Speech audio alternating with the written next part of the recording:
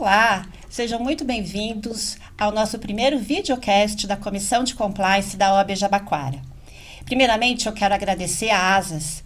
Sem o apoio e parceria da ASAS, esse videocast não seria possível. Hoje eu estou aqui com os meus convidados. Eu sou Adriana Gil, presidente da Comissão de Compliance da OAB Jabaquara, sou pós-graduada em Direito Empresarial pela PUC e em Compliance e Gestão de Risco pela Uniderp. Eu estou acompanhada de doutora Fernanda Dutra, minha colega e vice-presidente da Comissão de Compliance, doutora Gisela Scheinpflug e Fábio, nosso colega e membro da Comissão de Compliance da OAB Jabaquara. Hoje, o nosso intuito aqui é falar, na verdade, da importância da LGPD nas grandes corporações e nas pequenas corporações também, né? Dessa dificuldade em que as empresas, sejam elas grandes ou pequenas, têm implementação da LGPD. Fernanda, por favor, se apresente. Meu nome é Fernanda Dutra Vieira Lopes, sou advogada há mais de 15 anos e estou na área de LGPD e Compliance há mais de 6 anos, trabalhando com implementação, código de conduta, canal de denúncia, entre outros. Eu tenho pós-graduação em Direito Digital e Compliance pela PUC Campinas e também tenho curso de DPO para trabalhar na LGPD. Gisela. Olá, tudo bem? Eu sou Gisela Scheinpflug, eu sou advogada, tenho um mestrado em Gestão da Informação e do Conhecimento pela UNB de Brasília e tenho um passado de 30 anos de trabalho com gestão empresarial e tecnologia antes de me tornar advogada. E passo a palavra para o Fábio. Olá, sou Fábio Silva, professor da área de tecnologia, atuo com compliance LGPD nas empresas, fazendo implementação e também atuo como DPO, também estou atuando como chefe de segurança da informação de outras empresas e estou aqui para colaborar e agradecer o ASAS, agradecer o convite por estar aqui com vocês nessa oportunidade. Fernanda, você que é experiente na área também, de compliance, o que você tem a dizer com relação a essa implementação, as políticas de compliance, o que as empresas têm a oferecer e estão agindo com relação a isso? Eu também acho que a Gisela pode falar um pouco desse contexto, já que ela tem essa experiência nas grandes corporações, E depois eu acho que a gente pode continuar aqui esse bate-papo com o Fábio, Porque eu acho que, no final das contas, vocês aí se casam, A Gisela com as grandes corporações e você com as pequenas empresas. Eu vou, então, fazer uma provocação para eles, que eu acho que vai ajudar muito. Então, falando sobre a diferença entre estruturar e implantar a LGPD, onde uma trata basicamente de documentos, organograma, e a outra de colocar a coisa à mão na massa mesmo e criar uma cultura. Sobre a importância e a diferença que tem na LGPD em pequenas e médias e grandes empresas, como, por exemplo, as pequenas empresas têm dificuldade na conscientização e as grandes já têm problemas com o excesso de processos, então elas precisam, por exemplo, ter uma governança muito forte. E, por fim, que vocês falem um pouco da multidisciplinaridade, da importância do compliance, LGPD, RH e alta direção, todos participarem junto para a empresa falar a mesma língua e com o mesmo entendimento. Gisela, pode começar? Uma questão que eu vejo sempre como imprescindível nas empresas para que um programa de proteção de dados ele funcione é a questão da cultura empresarial. Eu vejo assim que não importa muito se a empresa é pequena, se a empresa é grande, é bastante importante que a cultura da empresa seja uma cultura voltada à proteção de dados. Existindo essa visão, todas as atitudes, todas as ações dos funcionários dentro das empresas acabam visando uma privacidade, uma proteção de dados. Por outro lado, eu vejo que nós temos, o Brasil como um todo, tem uma cultura que é uma cultura de imediatismo. O brasileiro, ele quer implementar antes de estruturar. E, na realidade, eu vejo uma necessidade real de fazer uma estrutura de um programa de compliance para, então, implementar. E eu vejo que, às vezes, as coisas se atropelam dentro desta questão de querer implementar realmente, mas não ter definido muito claro o que precisa ser feito para, então, realmente botar a mão na massa e fazer. Perfeito. Fábio, eu acho que isso para as pequenas empresas também acontece, né? Essa questão da cultura. Isso, muito importante. O que acontece? Hoje o empresário ele vai procurar com o escritório de contabilidade saber informar com relação ao LGPD. E em muitos casos, o próprio escritório de contabilidade não sabe sobre a lei ainda. Então, a primeira fase seria um processo de educação mesmo, né? De compartilhar essa experiência, por exemplo, que estamos tendo aqui, para colocar no mercado, para colocar no país como um todo, a necessidade das empresas se adequarem, se preocuparem com os dados. Porque sempre por trás de um CNPJ tem um CPF. Então a blindagem, ela é a blindagem da empresa e a blindagem do CPF também, das pessoas, né? Embora a LGPD trata de dados pessoais, né, ela protege os dados pessoais, o objetivo da LGPD é exatamente isso, mas existem várias outras leis já, que já vigoradas, né, que a gente também precisa estar atentos para poder fazer esse processo de adequação.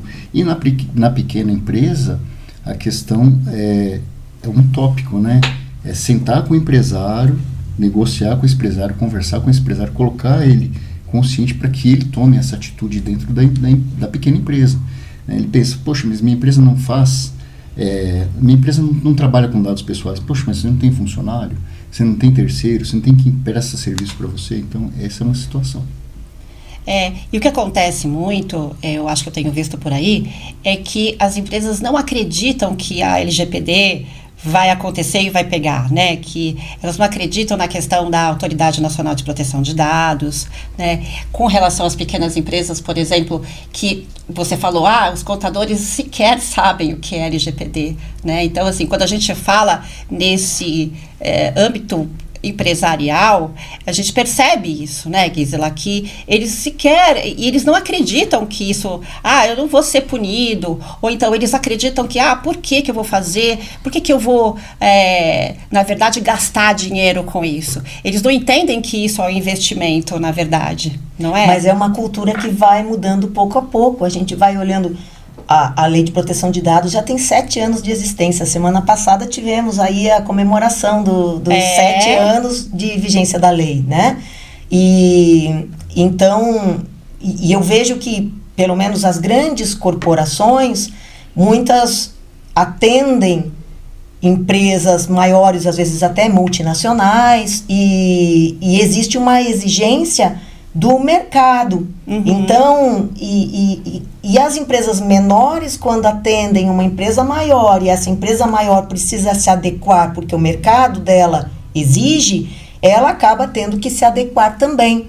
Por outro lado, ao mesmo tempo, a gente tem uma conscientização, que é uma conscientização dos cidadãos. Os cidadãos estão começando a exigir, né, alguma coisa nesse sentido, né? Poxa, eu não vou dar meu CPF, eu não vou dar a minha data de nascimento quando não tem necessidade disso. Então, aos poucos, o mercado mesmo vai se autorregulando, né? Sim. É lento, sabe? É muito lento, muito mais lento do que nós gostaríamos. É claro que seria mais interessante se a gente tivesse realmente mais funcionários dentro da ANPD, da Autoridade Nacional, e que ela funcionasse de uma forma mais efetiva, né? Mas a gente não é exatamente uma realidade da situação atual. Mas, de qualquer maneira, uma coisa não dá para dizer. Não dá para dizer que a lei não pegou, como normalmente... dizem, né? Não dá para dizer que a lei não pegou, não. Ela pegou, sim. Eu aqui até coloco um ponto, né? A proteção de dados está tão importante que agora ela está, inclusive, na Constituição Federal, que é a nossa lei maior do país. E é uma lei que ela é muito diferente do compliance, que ele é bem complexo. A lei geral ela já é mais bem escrita, ela já é mais bem rotulada. Isso ajuda, Fábio, na área de TI, para você preparar, para você poder guardar os dados, para você ter um backup. Se deu um problema no seu programa principal, você tem como dar, a pessoa quer aquele dado, que ela tem o direito de pedir, você tem como disponibilizar sempre? Esse é um ponto que eu sempre toco, na verdade, que a Lei Geral de Proteção de Dados e a segurança da informação, elas estão tão entranhadas entre elas que chega a ser conflitante. Porque como que eu vou dar a permissão de um titular ver os dados dele no meu servidor, né? Então eu tenho que criar mecanismos de entregar essa informação para o titular sem, né, abrir brecha na minha segurança. Então, de que forma que a gente faz isso? Então, a gente tem todo um projeto de implementação, fazer anonimização de dados, né? Então, por exemplo, na minha apresentação eu já Fábio Silva, mas eu tenho o nome do meio. Eu já anonimizei na apresentação. Então, quanto menos informação a gente passar, própria, né, pessoal nossa, é importante. E com relação aos dados, né, foi bem dito, a lei ela está tão bem desenhada, está tão bem configurada, que a GDPR tem coisas que estão buscando informação do 46 ao 51, de tanto processo de tecnologia que tem na LGPD. Então é bem bacana isso, né? Então o Brasil está se tornando referência em nível mundial, muito bacana. Com relação à guarda dessa informação, né, as empresas hoje elas estão bastante deficitárias com a tecnologia, né, também porque não sabem e porque não estão sendo orientadas, mas existem hoje ferramentas, mecanismos para mitigar essa informação, para guardar essa informação. A parte do backup é a mais simples e a que as empresas mais negligenciam, não importa o porte dela, desde a pequena ao gigante. Por quê? Porque eles acham que o backup é uma coisa que acontece, faz, não aparece, ninguém vê, e acho que é desnecessário. Esquece um dia, esquece uma semana, próxima semana eu faço, não aconteceu nada, não perdeu, até a hora que perde dados, né? Então é muito importante ter uma cultura de tecnologia, né? Ter um parceiro bem inteirado com tecnologia para conseguir atender essa demanda, essa necessidade, porque a LGPD ajuda as empresas a se organizarem tecnologicamente falando. Isso é bem importante, não é só um investimento e falar para o mercado que está adequado, mas sim o quanto que a LGPD ajuda realmente a empresa a estar alinhada com a parte tecnológica. Tem um processo legal de proteção lá na borda, desde quando chega a internet na empresa. Chegou a internet, é uma conexão com o mundo todo, é uma rede só. Então as pessoas não têm essa visão que a internet é uma coisa só. Então se eu não protejo da porta para dentro de casa, eu estou aberto para o mundo. Então a LGPD ajuda muito e muito as empresas a se organizarem na parte tecnológica. É interessante, até porque quando a gente fala de pequena e média, eles não têm, acho que, não sei se você vai poder falar com mais propriedade, mas eles não têm a visão, na verdade, de que eles podem crescer, né? E de que, de repente, ele trabalha aqui, o mercado dele é só nacional, mas eles podem, como a Gisela falou, eles podem depois partir para o mercado internacional. Aliás, tem muitas empresas que acontecem isso, né? E a empresa lá fora, ela exige essa adequação. E aí ele fala, e agora? Eu não tenho, não é? Deve acontecer isso bastante. Na Gisela, a questão da Gisela, eu acho que como ela está acostumada com empresas maiores, eles já talvez estejam acostumados, né, com essa cultura, ou não. Ou ainda a gente tem essa diferença aí. Porque quando a gente fala de empresa maior, ela também pode, de repente, não trabalhar com o mercado lá fora. Ela trabalha com o mercado aqui, mas ela é uma empresa, não é uma multinacional. Né? Acho que a multinacional ela já tem essa visão, né? Mas uma Com empresa certeza. nacional que tem aí bastante empresários, né? A gente tem transportadoras, enfim, grandes, né, no Brasil. Talvez essa cultura, né, e essa dificuldade, né, que a gente tem de eles entenderem essa questão de, mas eu sou grande, mas eu posso crescer mais. Eu posso ir para o mercado. O que eu percebo é que no momento em que as empresas fazem esta adequação, não tem muito como voltar atrás isto. Uma vez adequado, uma vez estruturado, não faz nem sentido se trabalhar de uma forma diferente, né? Sim. Então, as coisas funcionam normalmente, né? Com esta adequação. Agora, mesmo que uma empresa não atue especificamente, como a Adriana comentou, uma transportadora, né? De qualquer maneira, se essa transportadora for atender a uma empresa e esta empresa atender o mercado internacional, por exemplo, houver uma demanda maior de adequação à lei de proteção de dados, e aí eu não digo nem na questão da lei de proteção de dados, eu digo no compliance como um todo, porque afinal nós somos da comissão de compliance, né? Vamos trazer a questão para o compliance, né? A due diligence, né? Quando uma empresa faz uma due diligence nos seus fornecedores, um fornecedor é uma transportadora, ela vai perguntar, vem cá, como está a adequação de vocês para a lei de proteção de dados? Se houver falhas nesse sentido, a empresa vai contratar outra transportadora, vai deixar de trabalhar com esta que não está atendendo, porque existe um risco empresarial maior em utilizar uma transportadora que não atende de forma adequada. Então, o mercado acaba se autorregulando de qualquer maneira, né? Ela tem uma falha no compliance, na Tem verdade. uma falha no compliance. Ela tem uma falha no compliance, né?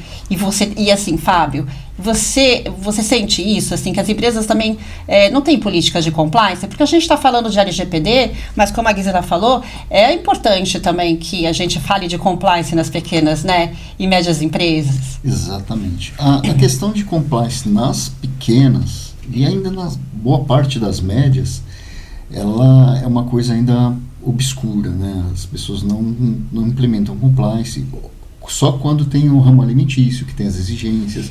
Dependendo do segmento da empresa, compliance não entra não é um nome que é falado dentro das organizações, até mesmo porque fala, não, a consultoria de compliance vem para achar nossos problemas igual como qualquer outro consultor de qualquer outro segmento. Então, não é bem, assim, olhado, né, bem visualizado com bons olhos o compliance.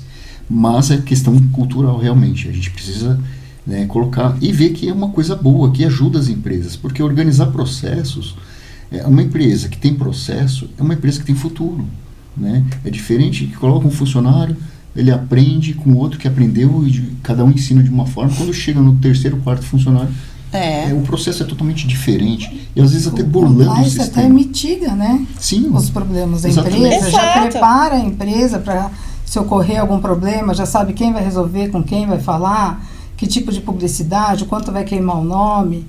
E outra coisa que eu vejo no compliance que não tem na LGPD é a obrigatoriedade para você trabalhar com o governo.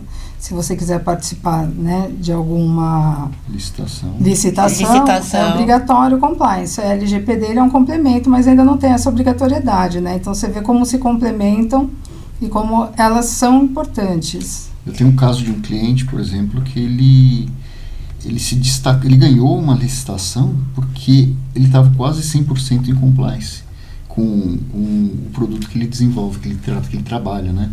Então, ele ganhou porque os concorrentes eles não conseguiram nem participar da licitação. Olha aí. E é interessante, né, porque as pessoas, elas confundem o conceito de compliance, né? Elas acham que o compliance vai, como você falou, que vai buscar só o que está errado, né? Muito pelo contrário, né? O conceito de o compliance, ele vai te dar o caminho, ele vai falar para a empresa o que ela deve fazer, né? Agora, a questão dela seguir esse caminho ou não, vai depender muito da gestão, né? Da alta gestão, enfim, da gestão daquele departamento.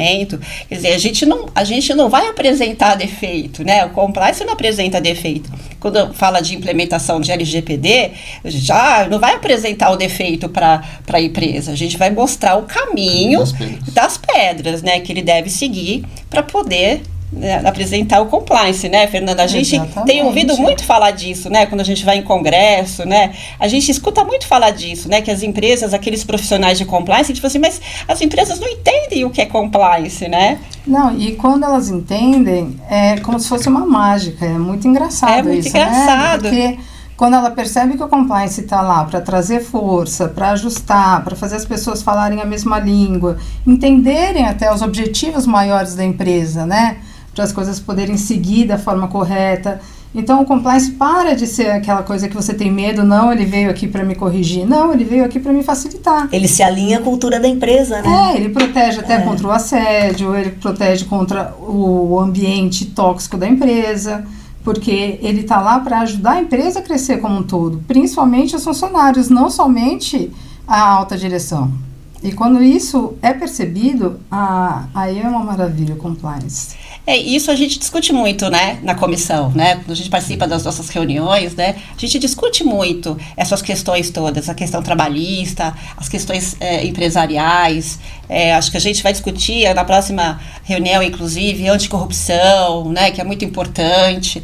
Então, as empresas, elas têm, muita gente, né, não é só as empresas, tem a gestão, às vezes, né, a gestão das empresas, elas têm essa cultura, né, de falar assim, o compliance só vai me apresentar coisa ruim, só vai aqui me colocar defeito no meu trabalho, né? Fala que compliance é só para empresa grande, né? Essa visão, compliance é caro, é só para mega empresa, é só para quem exporta, é só para quem é grande, quem, né, 1000 funcionários. Não, o compliance ele cabe em qualquer situação, desde que entendido a necessidade do cliente e o apoio, né? Exato. Para implementar o compliance desde o pequenininho. O conceito que a gente usa muito na LGPD é o Privacy by Design, né? Então, assim, já inicia a coisa certa e fica fácil de crescer. Fica fácil o crescimento de crescer. Fica natural, na verdade. Tudo que for feito, já é feito com essa visão de proteção de dados e de privacidade. Então, já começa com o pé certo, né? Sim. Funciona muito melhor. Para ver o quanto o compliance ele é tão importante na nossa vida, ele está dentro de casa, porque o compliance nada mais é do que ética e integridade. E tudo que a gente quer para viver bem são regras transparentes, ética e integridade, né? Respeito ao próximo, uma comunicação não violenta, perceber, ajudar, somar, ter empatia. E o compliance tem tudo isso. As pessoas não têm esse conhecimento ainda. Mas quando perceberem, o compliance tem muito espaço para crescer. E nós temos fundamentos da Lei de Proteção de Dados que se encaixam aí dentro disso, né? A transparência, né? É essencial na Lei de Proteção de Dados, por exemplo, né? Então, acaba encaixando muito os fundamentos da Lei de Proteção de Dados com a própria forma da empresa trabalhar quando ela atua utilizando, atua baseada num bom programa de compliance. É verdade. E Gisela, você atuante na área, né, e para grandes empresas, conta pra gente assim, um pouco de experiência em seus clientes. Precisa comentar. Conta pra gente aí os cases que você tem aí, interessantes para o pessoal saber, diferentes, que aconteceram aí. O que eu posso dizer, até falando na gestão de riscos, né? As empresas, voltando para a cultura, Brasil, né? Nós temos aí todas essas questões de sermos impacientes enquanto brasileiros, de querer colocar aí a carroça na frente dos bois, né? Mas o brasileiro tem uma questão que é muito interessante, que é a criatividade. A criatividade realmente, né, não estou falando nenhuma novidade, a criatividade é algo que permeia o nosso povo, né, e as nossas empresas. Então, a gente vê aí muitas situações, principalmente na gestão de crises, aonde a gente vê empresas que tomam atitudes muito criativas e às vezes conseguem até transformar algo que é uma crise, transformar num trend, transformar em algo que realmente acaba trazendo seguidores,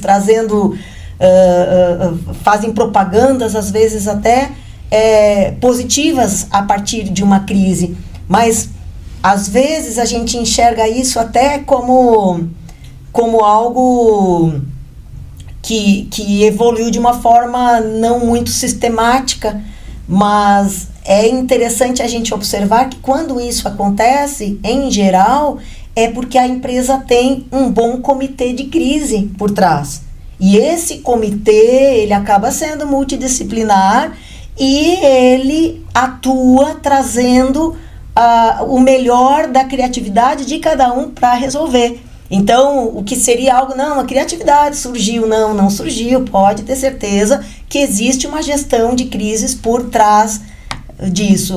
O compliance está ali no dia a dia, né? É bastante interessante, né? E, Fábio, você passa por isso também nos seus clientes? Então, é muito interessante o ponto de vista, né, da visão da doutora Gisela, que ela trabalha no Oriente, né, no horizonte de grandes empresas, e eu nas pequenas, né?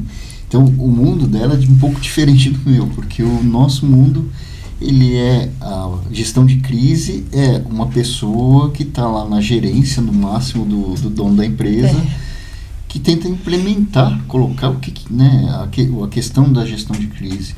E isso ele minimiza, centraliza no TI. A gestão de crise para uma pequena empresa é o TI. Né? Poxa, se tiver um ataque de ransomware aqui, como é que a gente faz? Né? Poxa, tem um backup, o backup salva.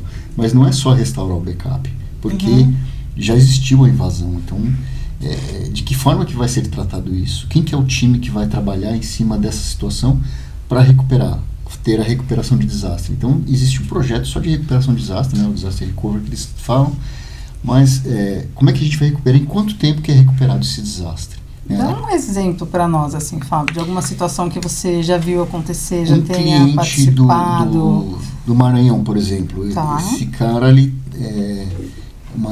um ambiente com 30 funcionários, nunca tinha alagado o rio. A empresa era pareada um caminho, uma trilha de um rio, esse rio alagou, molhou todos os computadores, paralisou toda a situação. E esse cliente nunca se preparou para a situação, o rio nunca alagou. Né? Em 30 anos da empresa, nunca teve um alagamento de rio. Então, esse cliente, nesse caso, ele não estava preparado para a crise, né? Para a recuperação do desastre. Ou para se acontecer, como é que a gente vai atuar em cima disso? Né? Então, não tem nem plano de continuidade de negócio, que é uma situação. Né? Poxa, parou meu negócio aqui, como é que eu vou continuar o negócio? Eu vou alocar toda a minha equipe para um segundo local, distante X quilômetros, para a operação continuar. Então, remoção de equipe de um local para o outro. Outra situação é a recuperação de desastre. Então, o desastre aconteceu.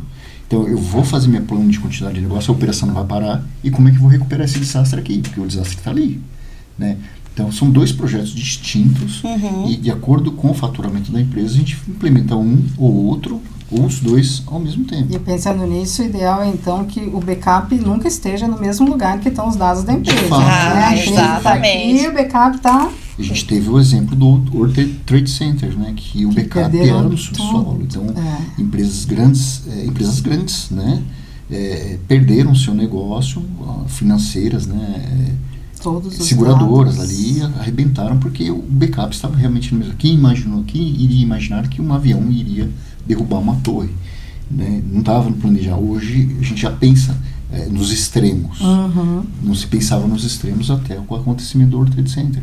Então realmente é muito importante não só o backup, mas fazer um projeto de recuperação para ver se realmente esse backup está funcionando. Só o backup não é a solução, não resolve o problema. Porque se quando eu precisar e tiver que restaurar e não funcionar, aí eu não tenho nada. Como se não existisse. É um trabalho jogado no lixo. Então é muito importante. E eu vejo dentro dessa questão, você me fez lembrar da enchente no Rio Grande do Sul, né? Eu sou gaúcha e eu tenho um amigo que trabalha dentro do, eu não lembro qual dos tribunais que era, eu acho que era o tribunal, não lembro se era o Tribunal de Justiça, o Tribunal de Contas, eu não lembro. Tribunal de Justiça. Tribunal de Justiça, acho Tribunal que foi, de Justiça. né? E ele contou, e ele trabalha dentro da área de tecnologia, e ele contou da força-tarefa, porque quando eles se deram conta que ia alagar, ia dar problema nos equipamentos, foram se falando, os colegas, foi todo mundo para lá para salvar os servidores e colocar os servidores no primeiro andar, ou segundo andar, não lembro, mais alto, porque estava também no térreo, no subsolo, algo assim. E aí que eu vejo essa questão da cultura que vai além do... Porque se a pessoa simplesmente é um funcionário e ela pensa, não estou sendo pago para isso. Não, existe uma questão que é um amor pelo que você faz, uma cultura dentro da empresa que traz o amor pelo que você faz e faz com que você realmente se dedique a resolver as crises, né? E de uma forma realmente que vai a criatividade, porque é isso, como é que você ia imaginar que ia acontecer aquilo, que ia alagar da mesma forma do seu cliente, né? Então, são situações que não estão previstas, né? Então, é a vontade de resolver, é a criatividade, é a dedicação, e isso tem muito a ver com você valorizar a sua equipe de tal forma que a sua equipe também valorize a empresa, né? Sim, e tem uma outra questão também, eu acho que a Fernanda também passou por isso, a gente passa por isso, né, Fernanda? O treinamento, né, constante, né? Porque essa questão do treinamento, por exemplo, se eles tivessem um treinamento, enfim, no seu caso eles não estavam nem preparados, né, no tribunal também, mas se tivesse um treinamento efetivo, né, Fernanda, a gente fala muito isso, né, de aquele treinamento constante, né, da importância de estar preparado, de ter um comitê de crise preparado, né? Então, assim, como é que você vê essa questão do treinamento, até nas grandes empresas? Porque eu já vi que é falho. Às vezes colocam lá no computador e falam assim pro pessoal lá, olha, completa aí o seu treinamento. Não, né? ou coloca na política, né? Por exemplo, olha, se tiver um caso como o que aconteceu, que ele falou, você tem o nome da pessoa para ligar, a pessoa que vai fazer Exato. o RP da empresa, o que vai dizer já vai dizer para o público, já vai para a internet, para a televisão. Mas se as pessoas não têm conhecimento de quem é a pessoa, qual é o telefone, onde está, não adianta você ter isso na política, porque nessa hora não dá mais tempo. Mas aí a gente tem também a questão da multidisciplinariedade da implantação de programas de compliance, de LGPD, porque você vai fazer um treinamento, você vai envolver a área de RH. Aí você vai trabalhar a cultura da empresa, você vai envolver a comunicação interna, o marketing interno, a comunicação interna. E eu lembrei de uma questão, claro que eu estou falando novamente, né, dos clientes de maior porte, né, mas eu tenho um grande amigo que trabalha na área de tecnologia também, e ele estava trabalhando dentro de um cliente que era da rede de supermercados. E aí estava começando a lei de proteção de dados a ser implantada, né? E aí ele me manda uma foto. E na realidade ele foi no banheiro masculino do supermercado, claro, a área de funcionários, e aí em cima do mictório, bem mictório masculino, em cima tinha um cartazinho, e o cartazinho dizia: Você já ouviu falar em Lei Geral de Proteção de Dados? Se você sentir que tem algum criatividade, problema, né? por favor, entre em contato. Nosso DPO, o e-mail é tal, o ramal é tal. É isso, a criatividade, né? E a comunicação. Efetivo, né? Efetivo, sensacional. Muito bom. E nas pequenas empresas, a questão do treinamento existe? Ou você como DPO, né, você fala isso, essa questão aí de treinamento? Como é que funciona lá? Eles têm essa visão de que é importante o treinamento? O que acontece nas pequenas é a questão do tempo. Mas não tem tempo, não dá para fazer. Então a gente fala, poxa, essa é a primeira fase do projeto. Então a gente primeiro treina, dá capacitação, a conscientização, porque iniciando o processo pelo treinamento, fica mais fácil de você implementar todas as outras áreas. Para você conseguir colocar a cultura e o conceito de LGPD dentro da empresa. Então esse é o primeiro passo que a gente faz nas empresas. Uma outra situação é quando a empresa ela faz a vista grossa, né? Poxa, só coloca para mim o aviso de privacidade de cookie no site, copia para mim de qualquer outra empresa o aviso de né? Tem a diferença do aviso de privacidade e a política de privacidade, no meu ponto de vista. A política ela é interna da empresa. Sim. E o aviso é público. Então as pessoas colocam a política de privacidade a público no site. Então você vê isso em grandes sites de grandes empresas, né? Então, na minha humilde opinião, o aviso é uma coisa e a política é outra. A política é interna da empresa, compete à empresa. E o aviso, ele é geral, né? De que forma que a empresa vai tratar esses dados, internamente é outra situação. Então, as empresas pedem, coloca para mim, e eles acham que tem o famoso pai farofa, né? Adeque a sua empresa em 24 horas. E não é assim, né? Então as pessoas, se a NPD não está multando, então não vou fazer. Poxa, mas a hora que precisar fazer não vai ser feito em 24 horas. Você tem um período aí de 6 meses a 1 ano, dependendo da quantidade de informações da empresa e de tratamento de dados dessa empresa.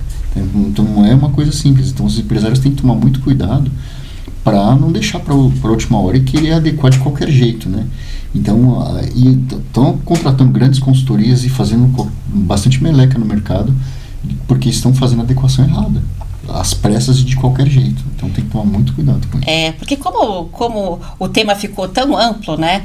A gente, todo mundo é especialista, né, em Lei Geral de Proteção de Dados, né? Acabou ficando todo mundo, né? Todo mundo é DPO, é sério. Todo mundo é DPO, né? Assim, então, assim, ficou uma coisa assim generalizada, né? Então a gente tem realmente, né, essa questão de vamos fazer rápido, né? Então, assim, não é assim, né? Você tem todo o processo, né, para fazer. Outra coisa das pequenas é que assim, não precisa ter a certificação EXIM ou qualquer outra certificação. Qualquer um pode ser DPO. Então, o dono da empresa é DPO, ou a pessoa está elegendo o financeiro para ser DPO, só que o empresário fala, estou me safando aqui de não contratar um DPO. Tá legal. Nomeia o financeiro, o que acontece? Não remunera de acordo com o cargo, aí daqui a 5, 6 anos o funcionário sai da empresa, a empresa no processo, olha, eu era DPO, não era pago por isso. Eu tive uma empresa cliente de médio porte que eles colocaram de DPO a pessoa do comercial. Tem do jurídico também. Acontece. Jurídico até mais comum, né? Mas comercial, mas o intuito do comercial é vender a todo custo. Ele vai se preocupar com a proteção de dados? Não fecha uma coisa com a outra, né? Mas é o conflito de interesses, né? É conflito de interesses, exatamente. Que exerce uma função específica, a parte dela vai deixar desejada. Sou eu que mando mesmo, deixa passar essa parte aqui que tá tudo certo. É perigoso. Exatamente. Exatamente isso. Gente, foi excelente a nossa discussão. Nós temos que terminar agora. É o fim do nosso videocast de hoje. Nós somos muito gratos por vocês, pela Adriana, pela OAB. Quem quiser saber um pouco mais sobre o assunto e principalmente sobre a questão da NPD, que ela é um pouco maior do que as pessoas enxergam hoje, nós vamos ter uma palestra presencial na OAB Jabaquara, no dia 23 de setembro, das 17 às 20 horas. A inscrição vai ser pelo Simpla. Lá vocês vão ter muito mais informações, vão chegar mais a fundo. E claro que eu preciso agradecer a Asas, senão essa gravação não teria ocorrido. A gente agradece muito a Comissão de Compliance da OAB Jabaquara, a Adriana e a Fernanda, que são os presidentes e a vice-presidente, estão fazendo um trabalho excelente e trazendo todas essas inovações, né, a partir desse videocast. Muito bacana participar, muito bacana fazer parte dessa comissão, e agradeço muito a esse convite que me foi feito. Gente, muito obrigado. Foi um prazer enorme estar aqui com vocês, receber esse convite. Eu que não sou da área jurídica aqui, me senti um peixe pequeno, mas fluiu bastante. Gostei muito de participar com vocês, essa oportunidade de vocês terem essa abertura para o TI, né, para a área de tecnologia, que é muito importante esse casamento. Gente, muito obrigado mesmo, doutora Adriana, doutora Fernanda. Gisela, foi uma honra estar aqui com vocês. Obrigado. Obrigada e até a próxima. Até a próxima. Obrigada, até a próxima. Obrigada.